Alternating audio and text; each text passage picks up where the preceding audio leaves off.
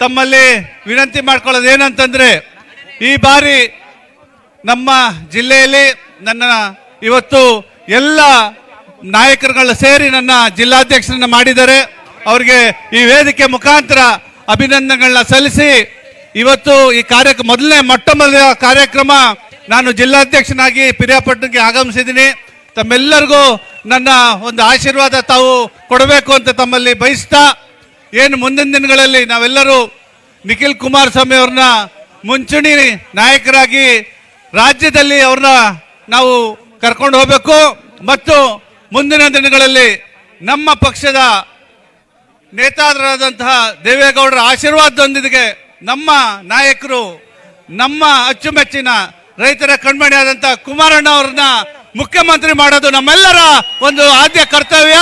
ಈ ಕ್ಷೇತ್ರದಲ್ಲಿ ತಾವೆಲ್ಲರೂ ಸೇರಿ ಒಗ್ಗಟ್ಟಿನಿಂದ ಈ ಒಂದು ಶಾಸಕ ಸ್ಥಾನವನ್ನ ಗೆಲ್ಸ್ಕೊಡೋಕೆ ತಮ್ಮೆಲ್ಲರ ಒಂದು ದೊಡ್ಡ ಜವಾಬ್ದಾರಿ ಇದೆ.